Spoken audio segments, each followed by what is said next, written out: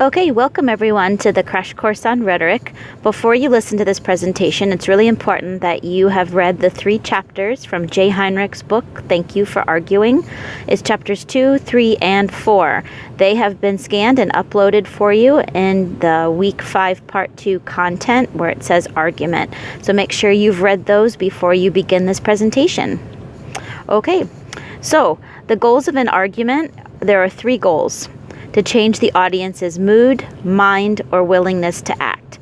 Now, of the 3, it should make sense to you that the hardest one is willingness to act. You can get someone in a better mood. You might even be able to change their mind, but to really get their butt out of the seat and do something, that is hard. For example, in the early 90s, MTV, when it still just played music videos, launched a whole campaign called Rock the Vote. They were trying to get that young demographic, that 18 to 24-year-olds out to vote in the election. And so the first thing they needed to do was to get the audience, their audience was that young age group. And so they needed to first change the mood around voting. So up to that point, voting for that young group of people might have felt like something their mom and dad did.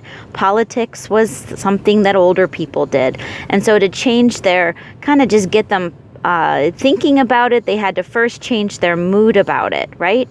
And so they started to, that's why the Rock the Vote campaign, there was music behind it. There were stars that said Rock the Vote. All of that was to combine, change mood and mind. Hey, voting is cool. We want you to feel differently. We want to warm you up to the idea that you should be voting. And then we want to change your mind that it's not something just your parents do, but it's something that you should be doing. So that's mood and mind. But what that Rock the Vote campaign didn't do well with was actually improving their audience's willingness to act. When the poll numbers came in after the election, they didn't see the impacts they were hoping for. And all of that is because it's really easy to change someone's mood and mind, but to actually get them to get up and act and do something different is hard. So willingness to act is the hardest, but what you should know too is that normally you're trying to change a combination of all 3. So you might know that, like, if you were trying to get your mother or father to let you do something, that's why, you hear flattery. People say, "Oh, Mom, did you get a haircut?" That's that cliche scenario, right? Well, that's the mood part. Get her in a better mood by flattery first. And then try to change her mind about what you want to do. And so that her willingness to act, which is allowing you to do whatever you want, is different. So again, you're probably trying to do all 3 most of the time, but it does depend on the situation. But willingness to act, that one's the hardest. Okay. So there are 3 chief topics in rhetoric. There's forensic rhetoric, demonstrative rhetoric, and deliberative rhetoric. Now, I'll go over all 3, but I need to give you a scenario first. My son, Sam, leaves his socks all over the house. They are everywhere. They were on the kitchen table the other day. I came home and there they were, but they're in couch cushions. They're on the couch. They're on the counter. They're on the floor. They're on the bed. They're everywhere but on his feet. And that's annoying enough as it is. But our problem right now is that we have this beautiful young puppy. Well, she's not so much a puppy anymore, but when she was a puppy, it was a bigger problem. We have this beautiful Samoyed named Bianca, and she's a wonderful dog, but boy, excuse me, does she like socks. So the problem is I need to change Sam's willingness to act, right? And so I need to think about how I'm going to do that. Now, when we think of rhetoric, I could use forensic rhetoric. This is the rhetoric of blame. This is the rhetoric of guilt and innocence, and it's all done in the past tense. This is the rhetoric of court. And so I will tell you that forensic rhetoric in general, my son is now, he's almost 14. Blame does not work. If I want to change his willingness to act, I want him to pick up his socks Using forensic rhetoric is not going to work. Think about the last time you were in a pretty big argument with someone. How did you feel when they started blaming you for everything you've done recently? Like if I went up to Sam and I said, Sam, I'm so sick of your socks being everywhere. I saw them on the table today. Yesterday I found them in the couch. The day before I found them on the counter, and they're all over the floor in your bedroom. If I start doing that, think about what my 14-year-old Sam is doing. He has probably stopped listening. So I might have changed his mood, certainly, but not in the way that I want to. So forensic rhetoric is not going to work. I am not going to win his heart and his mind by blaming him for everything he's done in the past. All right, the next kind of rhetoric is demonstrative rhetoric, and this is the rhetoric of church. It has a lot to do with praise, a lot to do with values. We call it tribal rhetoric because it's one of those things where you're either with me or with the other side. Like, we believe this, we do not believe that. And so if you are the kind of person that believes what we believe, then you're in our tribe. Does that make sense? So it's kind of like this, it's called tribal rhetoric, and it's usually argued in the present tense. So I will tell you in general that Sam, since he is 14, this is not the best rhetoric to use with him either, because the last thing he wants to do is join my tribe. I am his mother, and I am just generally seen as being largely annoying and uncool. So therefore, he does not want to be in the mom tribe. He wants to be in the Sam tribe, the cool 14-year-old Sam tribe. So therefore, trying to get him to say, hey, Sam, you know, everyone in this family, we all pick up our socks and we don't do that. He's probably going to say, yeah, well, you know what, how I feel about that. It is not going to work. So knowing my audience, I can tell you right away, forensic rhetoric is not going to work. Demonstrative rhetoric is not going to work, but maybe deliberative rhetoric will work. So deliberative rhetoric is the rhetoric of politics, or I will tell you it's the rhetoric of the way politics is supposed to be, because it's all done in the future tense. It's all about what can we do in the future so that this doesn't happen again. So let's bring me back to the scenario where I saw Sam's socks on the kitchen table. If I call him, I go, Sam, I'd really like to talk to you. And if I don't blame him and I don't get tribal rhetoric on him, instead I say, you know what, Sam, these socks on the table are really, you know, is there anything that we can do so that like your socks aren't here the next time? Like, what can we do so that I don't see this? And so when I do that, that's all future tense. It's not blaming him, and it's not putting him in a certain category. Instead, I'm just saying, what can we do in the future so this doesn't happen? Again, this is the rhetoric of politics. I will tell you, I've read some articles recently about the main thing that's wrong with our political system in the U.S. right now is that the deliberative rhetoric has actually broken down. We're very much tribal right now, and so our rhetoric has changed to demonstrative rhetoric. You're either Republican or you're Democrat. You're either conservative or you're liberal. You're either pro-abortion or pro-life. You're either this or that. Like, people are very much entrenched in their tribes, and so our rhetoric has gotten very demonstrative, which is why we're not in a future tense, what can we do next time so that things can get better kind of place. But deliberative rhetoric, future tense rhetoric, is the rhetoric of politics, and it is the best way to change someone's willingness to act. You can work on their mood, you can hopefully change their mind, and you can actually get them to do something different, the best in deliberative rhetoric. Okay. Now, there's 3 types of claims, and they actually follow the 3 types of rhetoric. So, claims of fact are most often seen in forensic rhetoric because they can be verified and proven from past tense information. Here's things that already happened. I'm going to cite this factual evidence, and this is my claim of fact. So it is a claim of fact that Sam leaves his socks around the house every day. I can prove that. Okay, so that's a claim of fact that is forensic rhetoric. Now, claims of value are about morality and opinion, and that fits with demonstrative rhetoric. So if I say, In this family, we value cleaning up after ourselves. And so that is me putting an opinion and a sense of what's right and wrong on the idea of cleaning up our socks. And so that is a claim of value. That is demonstrative rhetoric.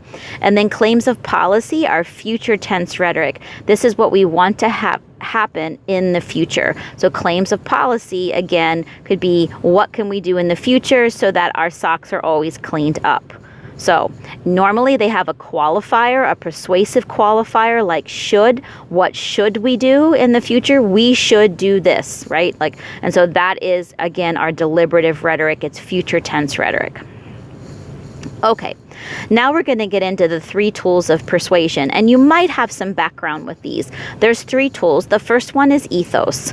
Ethos is argument by character. Now, when you think of argument by character, there's a couple different things that make up that kind of argument. So first, there's decorum. People need to fit with what you value as a leader. They need to look and behave the way you expect them to behave. So if you think about, I know this isn't a face-to-face class, but I normally in a face-to-face class, when I talk about decorum, I talk about how the first couple days of class, I really pay attention to what I'm wearing because I need to look the way you expect me to look. So I need to look professional, and that helps me build up my ethos so that you trust me that I know what I'm talking about. That's decorum. So if you want to think about the last election, both candidates had a decorum issue. Both of them were not necessarily holding up to what we valued as what a leader should look like. So when Hillary Clinton wore pantsuits, a lot of people thought that was her breaking decorum. She's a woman. She should be wearing a skirt or a dress. And she's trying to look like a man. And that means she broke decorum, right? And so people were challenging that. So decorum is actually a big deal. You need to look the way that people expect you to look. You need to speak the way people expect you to speak. You need to fit with what they think a leader should be like. That's decorum. Now, virtue is that you need to live up to your audience's values. That doesn't mean that you need to live up to all sorts of values. It just means that if you are speaking in front of a group that, let's say you're speaking in front of a Catholic group of people, you need to hold up the values. You need to know what the values of that Catholic audience are so that you live up to them. Because if you say something that's outside that virtue or what they value, that you will automatically be discredited in their eyes. Actually, Jay Heinrichs had a wonderful example. I've actually taught his book in a couple of my reading courses, and he will Skype our class for free. And what's fantastic about that is he gave a wonderful example of Skyping a Christian academy. And he was talking to a senior AP English class. And they were asking him, I think, a question about ethos. And he said something about drinking, and it was just a joke. But see, he said that was a huge virtue breakdown because drinking and getting drunk is obviously not a virtue that conservative Christian academy would support. And so therefore that hurt his ethos and they hung up the call. So virtue is also an issue. Now, what's interesting about virtue is Jay Heinrichs did stress this. He said you don't necessarily have to believe the things that you're saying, but you do have to make sure your audience thinks that you do. Because if you hold up to what they hold as virtuous, they will trust you. All right, next is practical wisdom. You need to appear like you know what you're talking about. The minute you flounder or the minute that you appear to not exactly know the answer to something, that hurts your ethos. You need to always appear that you know what to do in every occasion. Finally, you need to look impartial. So part of having or building good ethos is what's called disinterest, which is lack of bias.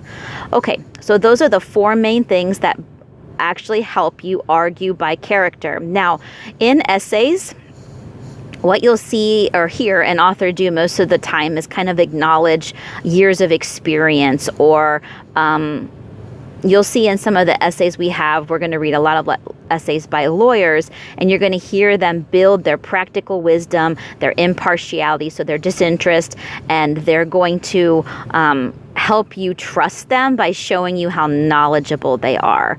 And so that's one way you might hear that done in an essay.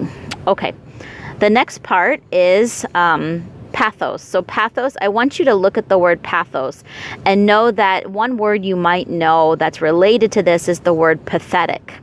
Now, and that word connotates very negatively in our culture, but know that pathetic means just having emotion. And so according to Rhetoric, having something that is pathetic is actually good, because that means that you're arguing by emotion. And you should know, of the three, pathos is the most important. If you can get your audience to laugh, if you can make them cry, if you can make them react emotionally or get emotionally invested in what you're saying, then you are much further on the road of mood, mind, willingness to act. I mean, ethos matters, and that's why it's first, because they have to trust you first and believe in you. But once they do, if you start telling stories, by the way, actually storytelling can enhance your ethos, because if people laugh at a joke that you make, they like you. And so that is an ethos building thing.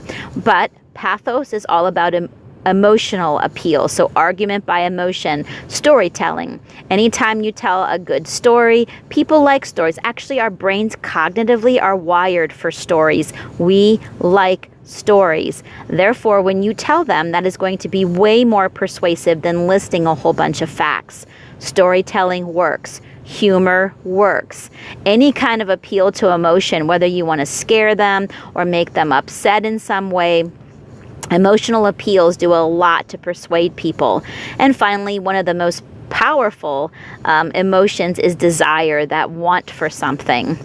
I will tell you that when I was arguing with my son about picking up his socks, I certainly was trying to use humor, because 14-year-olds like humor, but I also was trying to appeal to his emotions. So in my deliberative rhetoric argument, I certainly could appeal to his emotions, and I might appeal to fear, because like I said, I've got a problem. It's not just that the socks are everywhere, but it's that my puppy likes to eat socks. And I don't know if you know this, but when an animal eats a sock, especially more than one, they can become impacted in their digestive tract and actually require surgery. It can be quite a mess. So if I talk about that with Sam, that could be an appeal to fear. You don't want the socks that you leave around the house to be the things that make Bianca sick. And so that would be an emotional appeal. Okay, so pathos is appeals to emotion, and again, the most persuasive. All right, and finally, the last one is logos. Logos is argument by logic. I will tell you that this one is a tough sell. People in general, the minute you start quoting facts and quoting statistics, they kind of tune out to that. So it's important to have it. It's a good balance to have it in there, but you have to be careful in any kind of argument how that's done. All right, there's two kinds of argument by logic. There's deductive order and inductive order. So when we look at argument, the logical argument of deduction, we're talking about syllogisms. So syllogisms, the most classic syllogism would be, all men are mortal. Socrates is a man. Therefore, Socrates is mortal. That is your classic logical syllogism. You're looking at, if all men are mortal and Socrates is a man, therefore Socrates is mortal. Okay, so that is your most common logical syllogism example. So, deductive logic is applying a general principle to a particular matter. So in that case, your general principle was all men are mortal, right? And then we applied it to Socrates, and that's how we know that Socrates is also mortal, because he's a man. Now, there's a logic sandwich called an enthymeme, which actually cuts out that middle line, that all men are mortal line, because no, I'm sorry, not all men are mortal. It's Socrates is a man. That's the line, because that middle line is actually sometimes seen, I used to call it the duh line. Like, of course, Socrates is a man. He's right there, right? And so that line gets cut out. And so they call it a logic sandwich, because you squish the premise and the conclusion together to have a what's called an enthymeme. All right. Now, the thing to remember with deductive logic is that the thesis is usually in the beginning, and then it's supported through the rest of the argument. The opposite is induction. And if you think about your personal narrative, which is what we're writing right now, most of the time in the mentor text, you're seeing that the thesis, or what we're calling the so what for a personal narrative, is at the end. And that is more inductive order, because it's called argument by example. We start with something really specific, and then we move to a really general conclusion. And you should kind of see that in your personal narrative. You're starting with your story, which is specific, and then you're boiling it down to a more general statement. That's argument by induction. The thesis, or the main point, or in the personal narrative's case, the so what, is at the end. All right, concessions. We're going to get into this more when we look at counter arguments. But a concession is where you might actually concede that someone has a point. And again, that is going to be in what's called a refutation, or a counter argument, where you bring up the opposition's, what the opposition would say. So let's say if you're arguing a pro-life standpoint, then you might acknowledge what the pro-choice people think, and that would be making some kind of concession. Okay, so that's argument by logic. Now, the next thing we're going to talk about, actually this is the last thing I'm going to talk about, is Kairos. Kairos is the art of seizing the moment. It's the right message at the right time with the right medium. So I'm going to wrap up this presentation by telling you a story about Kairos. I have been telling you all along about my son Sam and his socks, right? So I will tell you that I did try really hard to make sure to prevent what happened. My son loves soccer, so I took him out into the yard one afternoon, and I said, hey Sam, let's take Bianca outside and let's pass the ball. You should see, my dog loves to play soccer. She's so good at it. So we have a lot of fun doing that. So if you look at this as a kind of manipulation, you can see that I was setting the scene. I'm going to change Sam's mood first. I'm going to get him in a good mood, because it's awesome to watch my dog play soccer. She's so good at it, and that makes everyone laugh. And if I can make my son laugh, then he's in a good mood, right? And so if he's in a good mood, then I can start working on his mind, right? But I'm not going to use forensic rhetoric, and I'm not going to use demonstrative rhetoric, because I don't want to blame him, and I don't want to use tribal rhetoric with values, right? So I'm going to be deliberative, and I'm going to say something like, hey, and I did this, by the way. I said, hey, Sam, because remember, I got his mood, right? And so I'm going to then try to change his mind by just going, wow, look at your dog. Man, she is so awesome. You know, and I said things like that, and I was trying to get him to understand and value the dog, right? Because if I can get him loving his dog at that moment, then I might be able to use future tense rhetoric to say, you know what, Sam, it's really hard to keep her safe, and one of the ways that we need to keep her safe is by making sure there's nothing around that she can chew on. So in the future, do you think there's something we can do to make sure your socks aren't where she could get at them and get hurt? Right? And so we're in the backyard. See, I've done mood. I've tried to do mind, right? And so then I'm trying now willingness to act, deliberative rhetoric. What can we do in the future, right? So I did all of this, and I will tell you that Sam and I had a plan, and, you know, he was just like, Mom, I just need to pick him up. I know better, right? And he does. And so, but see, by him saying that, I didn't blame him. And so he was more willing, at least saying he's willing to act. Now, I will tell you that, as you know, it's very hard to change behavior, right? So you should know that the socks were left around, and you should know that Bianca got a hold of the socks and ripped them up and ate them.